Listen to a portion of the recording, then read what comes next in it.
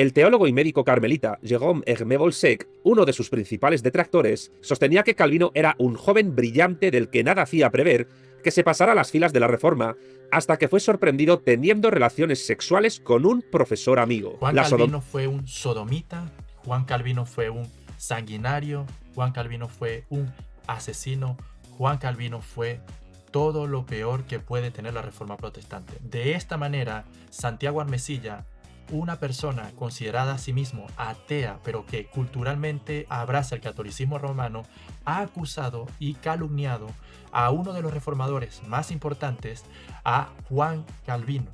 En este video vamos a reaccionar a un video que Santiago Armesilla realizó, en donde dijo todo tipo de barbaridad, todo tipo de mentiras acerca del reformador Juan Calvino. Veámoslo. En un vídeo anterior llamado La verdad sobre Martín Lutero, hablamos de la realidad histórica del reformador protestante y su legado histórico. En este otro vamos a hablar de una versión más refinada de este reformador protestante y, por qué no decirlo, incluso más sanguinaria. En este caso hablamos de Juan Calvino, el iniciador del calvinismo, una rama muy particular de protestantismo que vamos a explicar también en este vídeo. Por cierto, Calvino, además de ser la parte más cerebral e intelectual del protestantismo en sus inicios, también es una de las más radicales.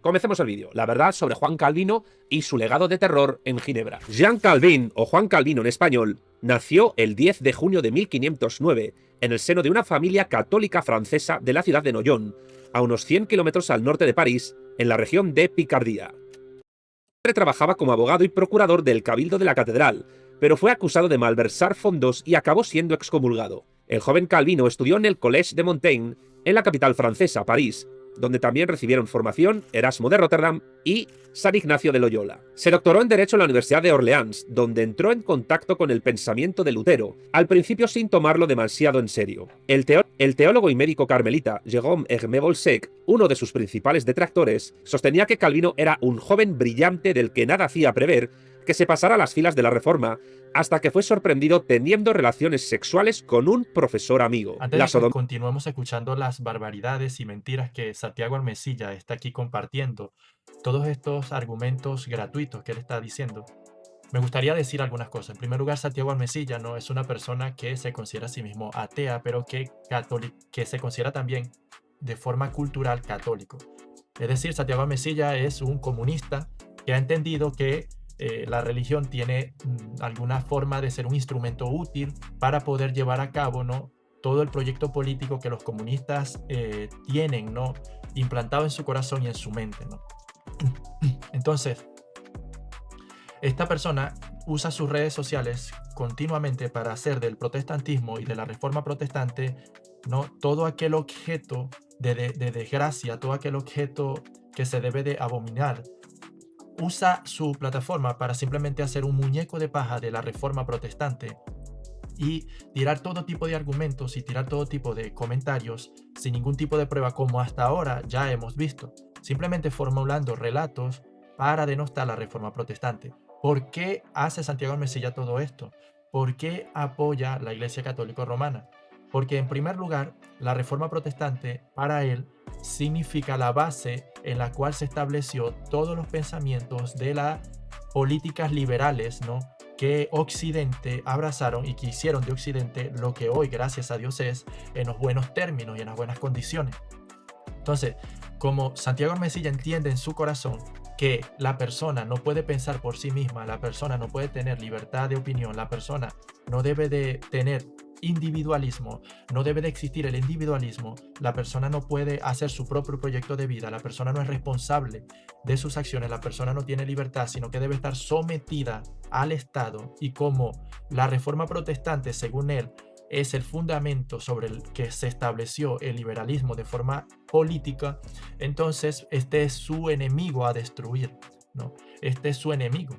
Entonces, Santiago Armesilla hace una especie de simbiosis entre lo que es el catolicismo romano y lo que es la hispanidad, ¿no?, por llamarlo de alguna manera, y da a entender, ¿no?, y utiliza su plataforma para entender que la reforma protestante tiene algo en contra de la hispanidad. O sea, él mezcla, ¿no?, la batalla espiritual, la batalla teológica que la reforma protestante levantó contra la Iglesia Católica, porque él entiende que Occidente o esta parte de Occidente es lo que es por su unión, ¿no? Y vinculación estrecha con el catolicismo romano. Entonces, para levantar, ¿no?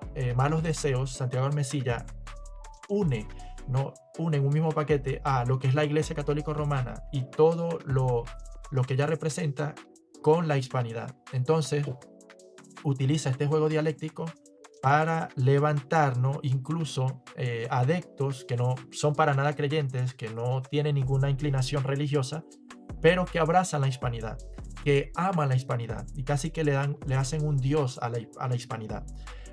¿Con qué propósito? Bueno, entonces con el propósito de que denostar, ¿no?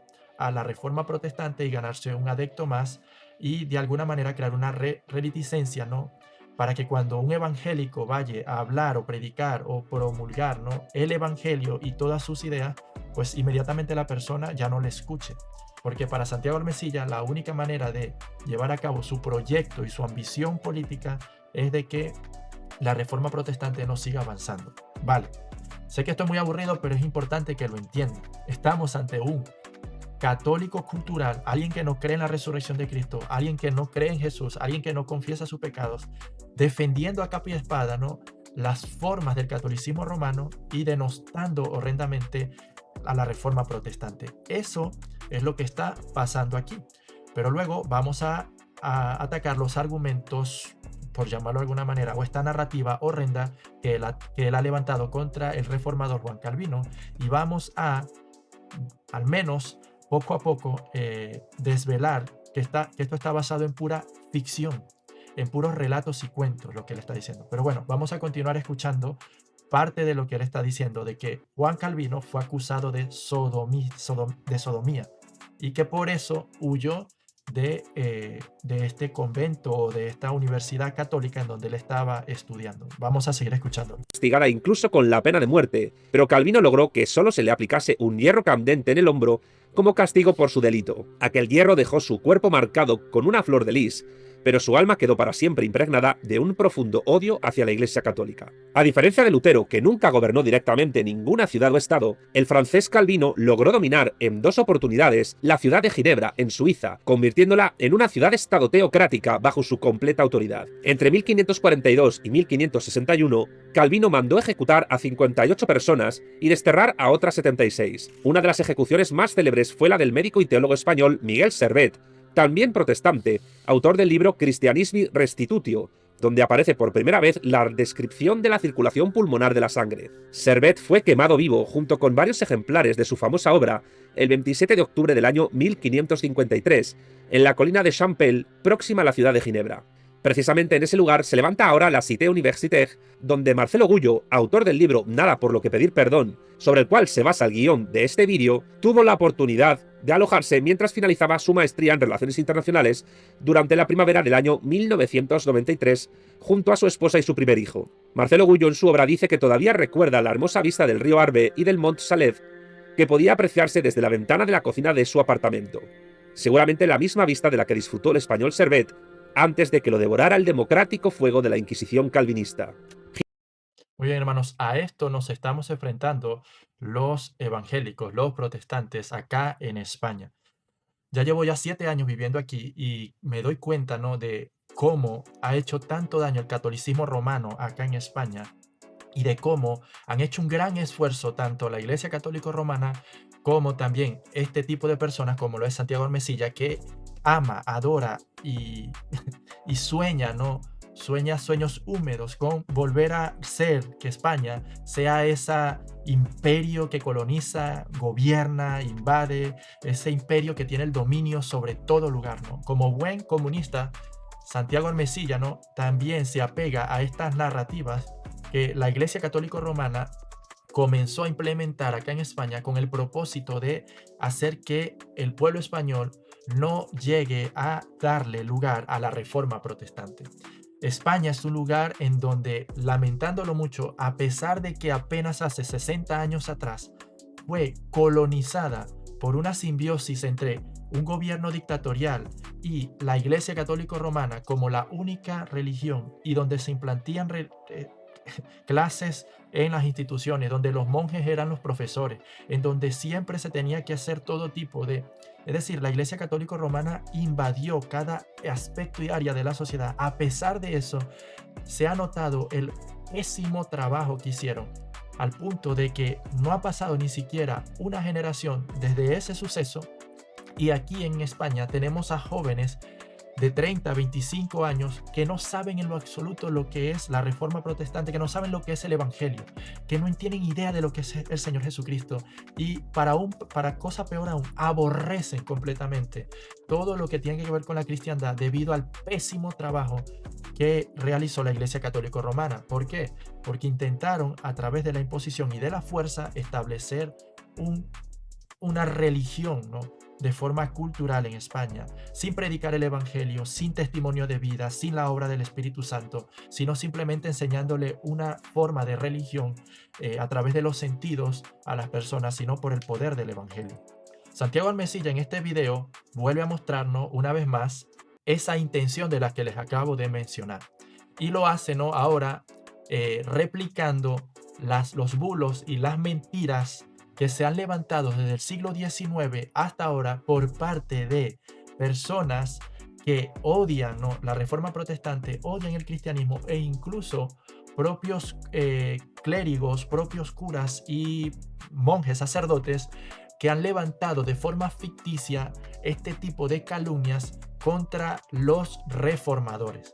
Y Santiago Almesilla en este caso menciona dos. La primera es que Juan Calvino fue acusado y encontrado teniendo relaciones sexuales con un hombre y acusado de sodomía por ello, y por lo tanto se le marcó con un hierro, ¿no?, como si fuese un animal, se le marcó con un hierro en su espalda con un sello que lo delata de que ha cometido este crimen, Entonces Santiago Almesilla, como todo impostor, y lo digo con todo el respeto del mundo, suelta este tipo de dialéctica, suelta este tipo de comentarios sin ningún tipo de evidencia y de prueba, en lo absoluto.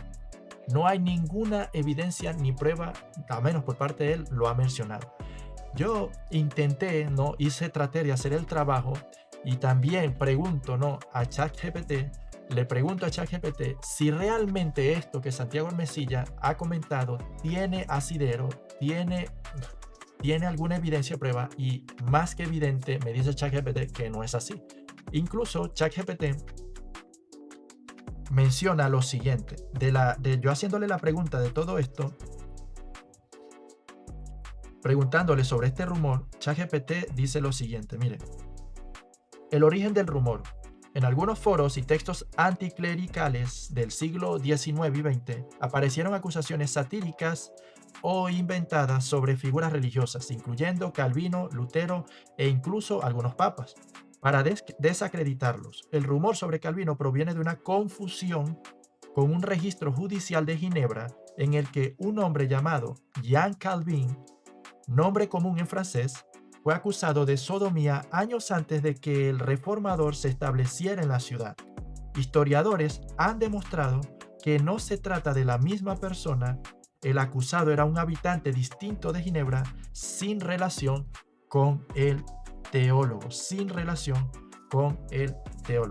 De hecho, ChatGPT claramente a mí me dice que es falso y que es un rumor que se ha inventado de forma ficticia sobre la vida del reformador, y que vino de las malas intenciones de personas anticlericales que aborrecen, ¿no?, pues todo lo que tiene que ver con el cristianismo en lo absoluto.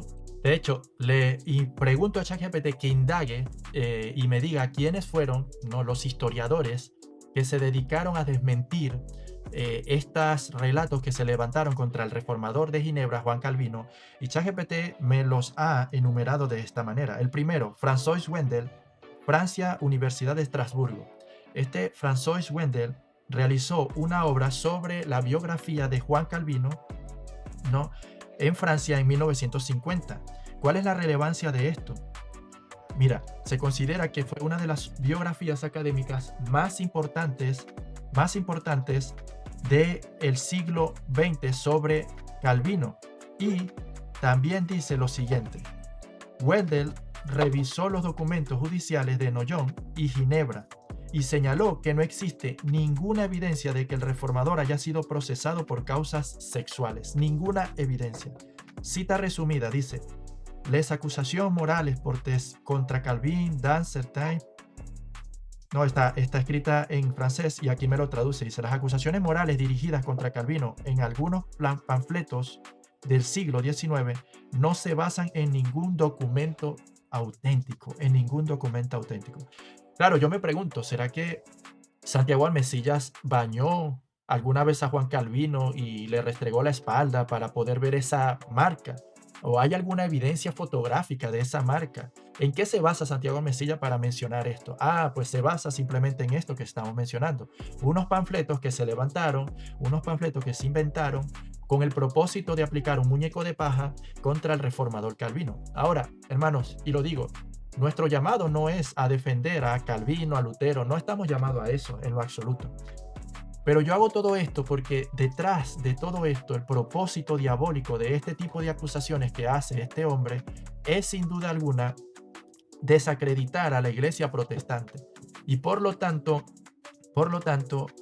coaccionar, ¿no?, la forma de pensar de España, de los españoles, para que cuando alguien vaya a predicar el evangelio, que sea, no, un reformado protestante, un evangélico, pues simplemente entonces en este punto no se le dé oídos, ¿no?, a la iglesia reformada, no se le dé oídos. Y por eso es que hago esto, ¿no? Porque realmente es denigrante, es triste, ¿no?, ver la forma tan gratuita en la que este hombre miente e inventa cosas que no tienen ningún asidero en la realidad. Y lo hace con todo este descaro y lo hace de una forma tan absurda y denigrante, ¿no? Entonces, este hombre, François Wendel de Francia, que realizó un estudio sobre la vida de Calvino, una de las biografías más importantes del siglo XX sobre Calvino, habla y dice claramente que no se encontró en Ginebra esta acusación de la que está hablando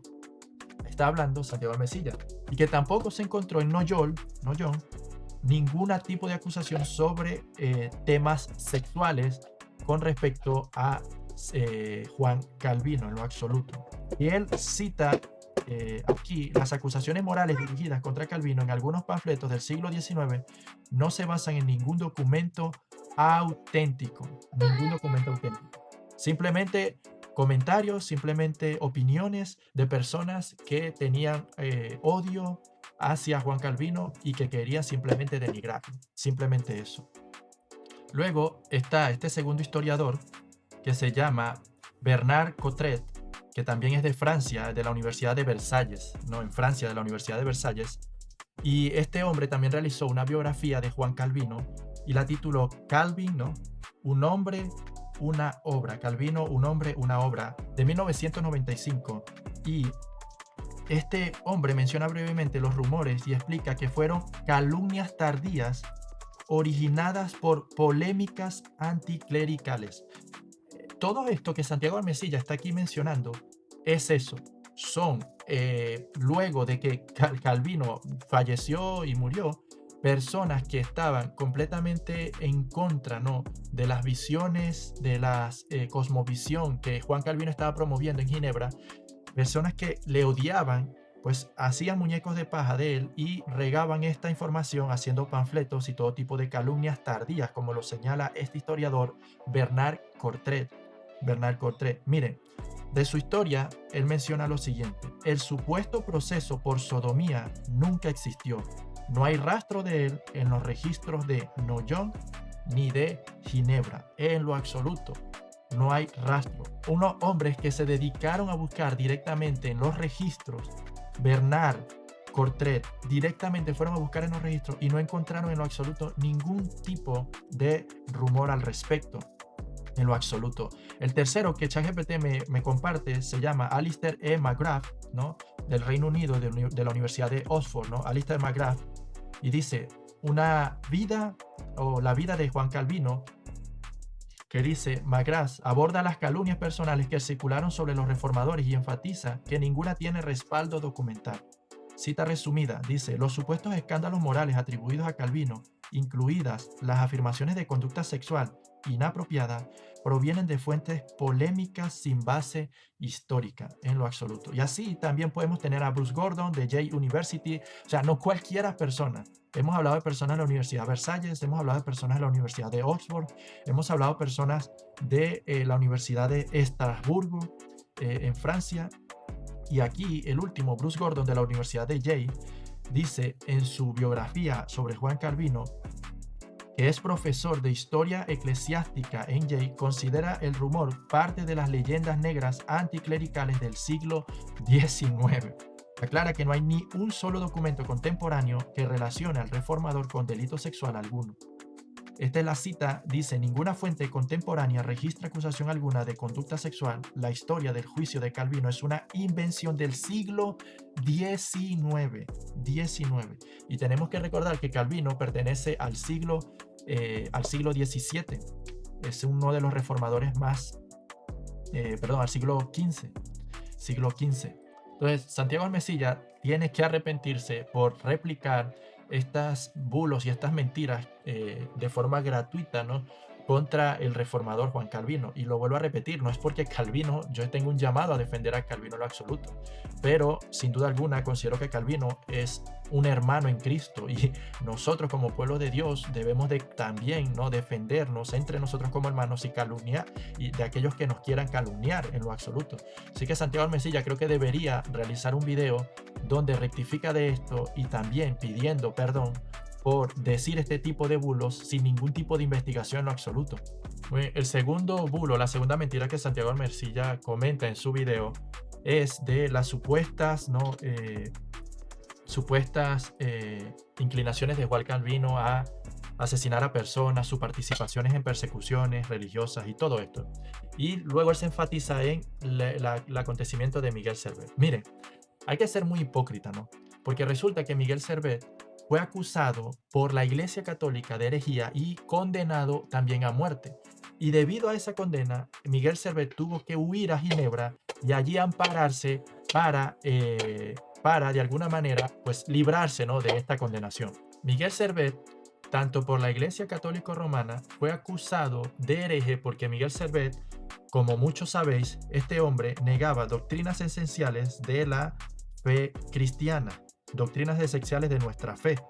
Este hombre negaba la Trinidad y negaba también el bautismo de infantes. Miguel Servet, por lo tanto, al negar la doctrina de Trinidad, fue considerado hereje por la Iglesia Católica primeramente, y va a Ginebra a refugiarse para que no lo aniquilen allí la Inquisición católica romana, para que no fuese martirizado por la Iglesia Católica Romana. Entonces, es curioso, ¿no?, que este hombre, Santiago Almesilla, no llame de peligroso, sanguinario a Juan Calvino, un individuo, cuando la Iglesia Católica Romana, la que él pretende defender y hablar de ella como si fuese la panacea, no fue la que primero estaba persiguiendo a Miguel Servet. Y este hombre fue a Ginebra a pedir allí, en un sitio en donde Juan Calvino ni gobernaba, Juan Calvino ni tenía poder político para poder definir o decidir si este hombre viviría o no viviría. Ahora, esto sí es cierto. Juan Calvino fue una de las personas que avisó a las autoridades de la presencia de Miguel Servet en Ginebra, y también dijo de que este hombre estaba promoviendo todo tipo de herejías peligrosas, entre ellas la que negaba la doctrina de la Trinidad, y entre ellas que negaba el bautismo de infantes, porque debemos de recordar que Juan Calvino era un paido bautista. Él creía en el bautismo de infantes, porque Calvino es de la primera generación de la Reforma Protestante. Entonces, Juan Calvino, como cualquiera de nosotros haríamos ahora mismo si escuchamos las enseñanzas de un hereje, realmente señaló a Miguel Servet como hereje, porque como cualquiera de nosotros lo haríamos, porque negaba la doctrina de la Trinidad. No, ahora Santiago Almesilla usa a Miguel Servet como un gran hombre, como un hombre maravilloso, ¿no? Cuando fue la Iglesia Católica la primera en condenarlo como hereje. Un hombre que negaba rotundamente doctrinas elementales de la Iglesia Católica simplemente porque murió en un estado, en una nación que rechazó el catolicismo y abrazó la modernidad de Occidente, la forma de gobierno que ahora nosotros tenemos democrática.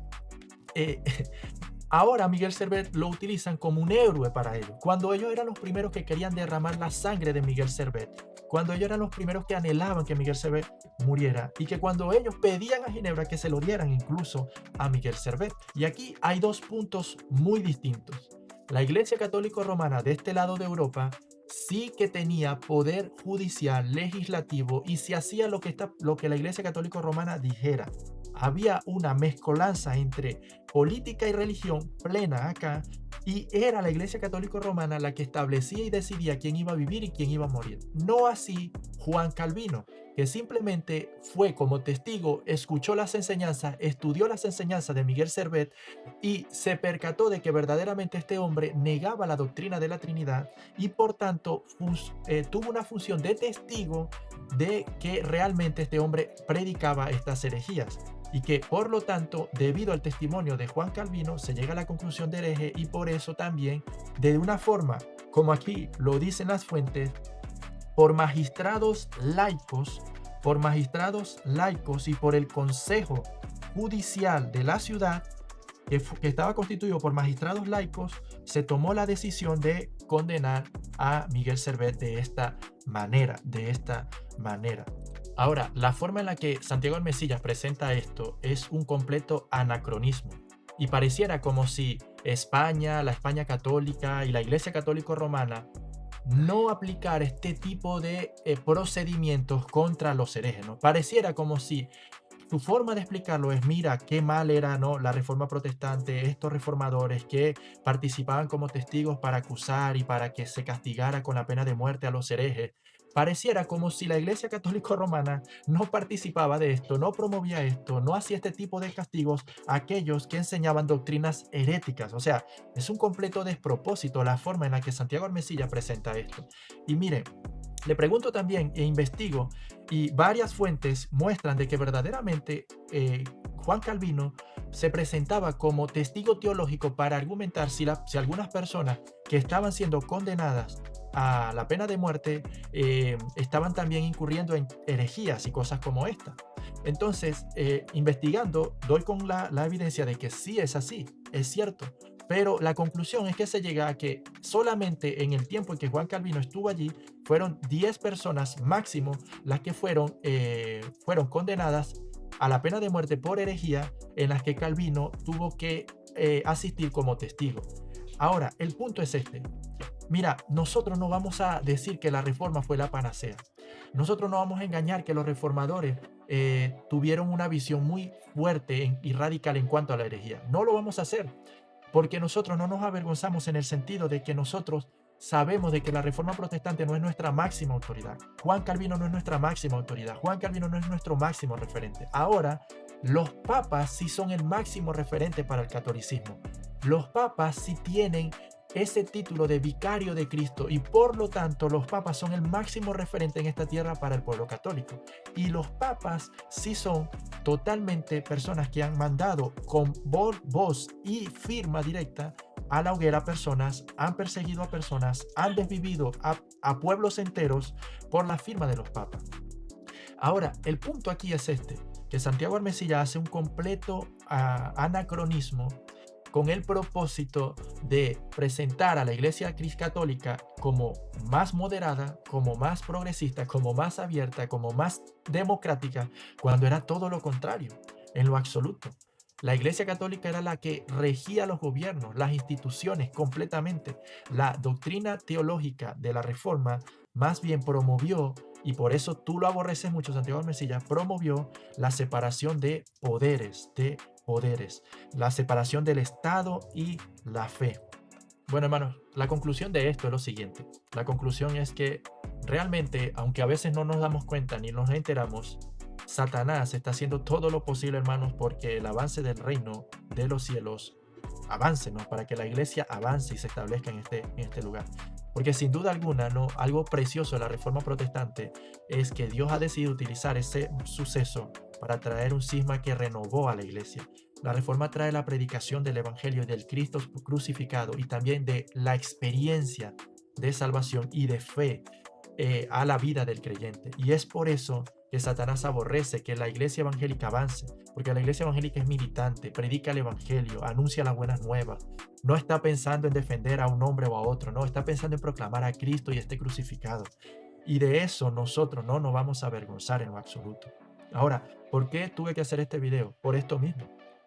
Porque aquí el punto es que no está en tela de juicio en juego la reputación de Calvino, no, está aquí armándose una especie de muñeco de paja con el propósito de denostar y de aborrecer, crear abominación en la iglesia evangélica, en la iglesia protestante reformada. Si el video te ha gustado, te invito a que le des like, compártelo, suscríbelo, déjame tu comentario si no sabías de estas cosas de las que se acusaban a Juan Calvino y también de su obra en Ginebra. Que la gracia y la paz del Señor sea con ustedes. Nos vemos en otra ocasión. Verá todo lo contrario, en lo absoluto. La Iglesia Católica era la que regía los gobiernos, las instituciones completamente. La doctrina teológica de la Reforma más bien promovió, y por eso tú lo aborreces mucho, Santiago Mesilla, promovió la separación de poderes, la separación del Estado y la fe. Bueno, hermano, la conclusión de esto es lo siguiente. La conclusión es que realmente, aunque a veces no nos damos cuenta ni nos enteramos, Satanás está haciendo todo lo posible, hermanos, porque el avance del reino de los cielos avance, ¿no? Para que la iglesia avance, se establezca en este lugar. Porque sin duda alguna, ¿no? Algo precioso de la Reforma Protestante es que Dios ha decidido utilizar ese suceso